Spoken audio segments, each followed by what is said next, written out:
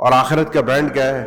آخرت کا برانڈ ہے آخرت کی ایسی کامیابی کہ یقال لصاحب القرآن اقرا ورتقی ورتل کما کنت ترتل فی الدنیا. یہ آخرت کی ریس میں جو بندہ لگا نا، آخرت کی ریس میں اس کو نام لے کے کہا جائے گا قرآن جس طریقے سے دنیا میں پڑھتا تھا اس طریقے سے آج پڑھ، جنت میں تیرا آخری وہ مقام ہوگا جہاں پر تیرا اینڈ ہوگا تلاوت کا، جس طریقے سے خوبصورتی کے ساتھ تو دنیا میں پڑھتا تھا.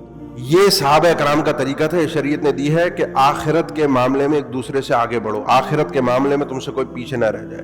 غریب صحابہ آئے اللہ کے نبی صلی اللہ علیہ وسلم کے پاس، یہ جو امیر ہے نماز ہم بھی پڑھتے ہیں، یہ بھی پڑھتے ہیں، روزہ ہم بھی رکھتے ہیں، یہ بھی رکھتے ہیں، یہ صدقہ کر جاتے ہیں، ہم نہیں کر پاتے، پیسے نہیں ہیں. آگے بڑھ گئے نا ہم نے آگے بڑھنا ہے. یہ وہ چیز ہے جس میں شریعت نے آپ کو، بعض علماء نے اس کا ترجمہ کیا ہے غبطہ سے، اور بعض نے حسد کو حسد پہ ہی رکھا ہے کہ لا حسد الا فی اثنتین. یہ جو ایک دوسرے سے آگے بڑھنا، یہ پیچھے کرنے والی یہ جو ایک ہرس ہے، یہ تو ان دو چیزوں میں ہے کہ جب کسی کے پاس مال ہو اور آپ دیکھیں وہ مال اللہ کی راہ میں لگا رہا ہے، وہ یہ نہیں کہ اس کے پاس نئی گاڑی ہے، نیا گھر ہے، نئی فیکٹری ہے، نئی جائیداد ہے، نیا سب کچھ ہے، ہر چیز اس کے پاس بڑھ چڑھ کر ہے تو میرے پاس اس سے زیادہ ہونی چاہیے، میں دنیا کے امیر ترین لوگوں میں نہیں. شریعت نے آپ کو جو تعلیم دی ہے، شریعت نے جو آپ کو سکھایا ہے، وہ آخرت کے حوالے سے ہے کہ آخرت میں آگے بڑھو. اور جس کو تم دیکھو دنیا کا مال وہ آخرت کے لیے خرچ کر رہا ہے، مسجد بنا رہا ہے، غریبوں کی مدد کر رہا ہے، کنویں کھدوا رہا ہے، امداد کر رہا ہے، لوگوں کے کام آ رہا ہے، اس کو دیکھ کر تمہارے دل میں رشک ہونا چاہیے، غبطہ ہونا چاہیے، اس سے آگے بڑھنے کی ہرس ہونی چاہیے کہ اللہ مجھے بھی دے اور کاش میں ایسا بن جاؤں. جس کو اللہ نے علم دیا ہے، قرآن دیا ہے، وہ قرآن پڑھ رہا ہے، ویسا ہے تو تمہیں دیکھ کر ایک دل میں آئے خیال کہ اللہ مجھے بھی ایسا بنا دے، اللہ ایسا بھی قرآن مجھے دے دے، اللہ ایسا قرآن پڑھنے کی توفیق دے دے، اللہ ایسی عبادت کرنے کی توفیق. یہ حرص اپنے دل میں پیدا کرنا آخرت کے حوالے سے ضروری ہے. الیوم اسبق ابا بکر، آج میں ابو بکر کو ہرا دوں گا. ابو بکر وہ شخصیت ہے، پوری امت میں کوئی ایسا نہیں ہے، امت محمدی امتیوں میں اللہ کے نبی صلی اللہ علیہ وسلم کے بعد امت میں کوئی ابو بکر کا مقابلہ کر سکے. ابو بکر کی شخصیت ایک عجیب شخصیت ہے، وہ اللہ جانے اور ابو بکر کی شخصیت جانے، مقابلہ ہی نہیں ہو سکتا نا. وہ اپنے گھر کا اللہ کے نبی صلی اللہ علیہ وسلم تعاون کا اعلان کیا، اپنا گھر کا سب لے آئے، آدھا لے آئے، ابو بکر سب لے آئے، کیا چھوڑ کر آئے؟ اللہ اور اس کے رسول. مقابلہ کیسے ہو؟ اللہ کے نبی اچانک اعلان کرتے ہیں. ابو بکر سے مقابلہ کیسے ہو؟ اچانک اعلان ہے.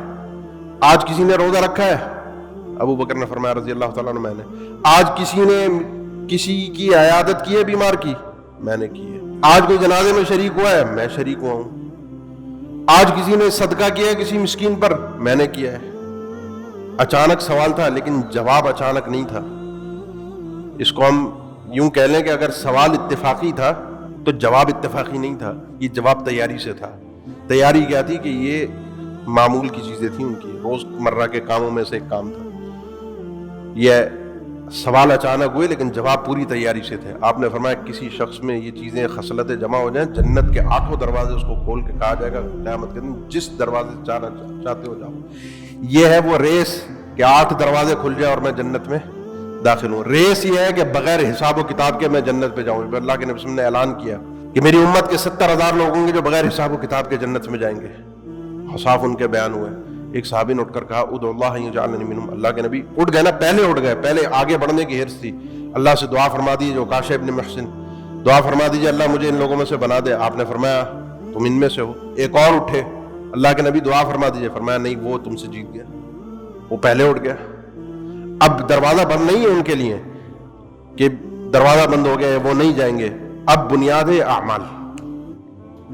تو وہ جو جلدی ہے نا، وہ جو آگے بڑھنا ہے، وہ جو حرص ہے، وہ ہمیں مزاج دیا ہے شریعت نے دین میں آخرت کا.